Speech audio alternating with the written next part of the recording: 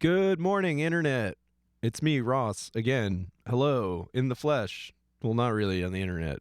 I've got a new firmware update for my VCV library, version 2.5. It adds some much needed missing features from a few things and also fixes some stuff. So without boring you to tears, I'm just going to dive right into it and talk about the stuff that I added.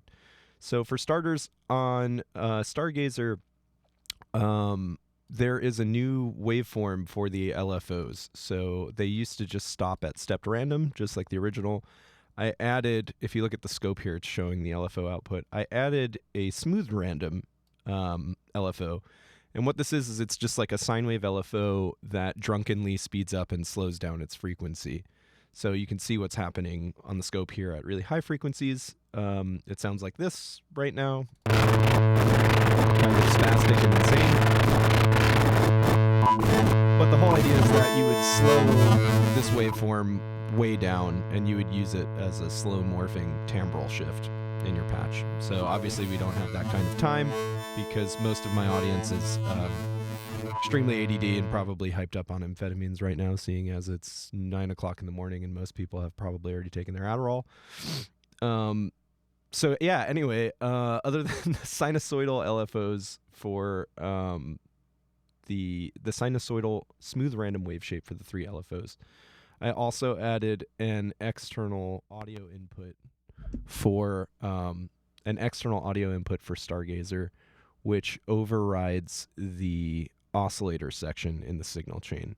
So it'll allow you to run audio through it and filter it, downsample it, filter it again, and distort it. And obviously, all of those parameters have CV control with built-in LFOs, so you have the ability to do voltage-controlled stuff like that. So I'm just going to run white noise into it and notch filter it like this.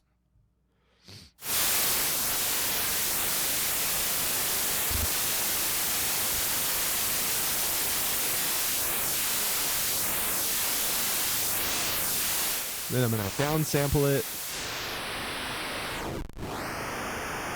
And then I'm going to put a low-pass filter on it and modulate that.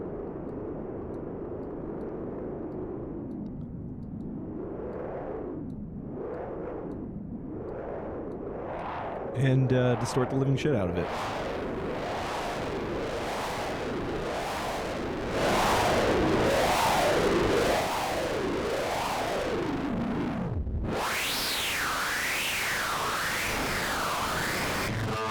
So that's pretty cool. You can run any audio you want, and not just that, but you also, I forgot to mention that because of this spread knob here, you get this cool mono to stereo conversion tool also. So let's actually turn that up.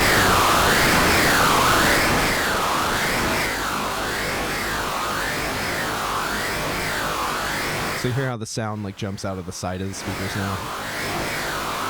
You can even LFO that.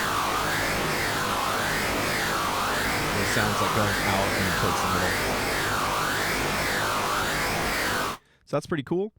Another thing I added to the library is stereo output for intensifies. So before it was just mono because it was based on the hardware, but now you can run stereo signals into it. So yeah.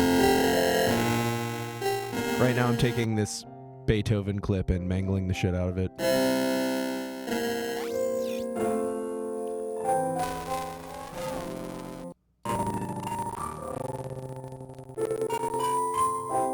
So I'll let you do all that stuff. I'm just pointing out that I made it. There's also a bug update for Kleztizer. And please feel free to send me an email if you think this still isn't implemented correctly. But there was something funky going on with the inversion knob. I don't know what's going on with this mic. What the hell? There's... There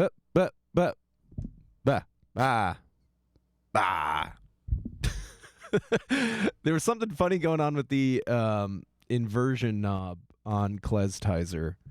And I think I fixed it, but if you still think there's issues with it, send me an email. So yeah, you've got the voicing, which changes the ordering of the notes. Drop 2 takes the second note down an octave, 3 takes the third note down an octave, and then open takes the top note and makes it up an octave, and the bottom note and makes it down an octave. And then the inversion happens after the voicing. So it changes the ordering of those notes,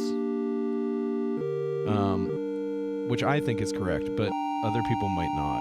So if you think this is weird still, if you still think this is weird, send me an email. So other than all of that, I also spent a lot of time doing super in-depth psychotic user manuals for Kleztizer and Taunts and Kleztizer.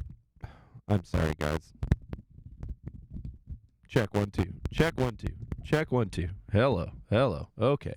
I did user manuals for Kleztizer and Taunts and Stargazer, and they're very long and very lengthy.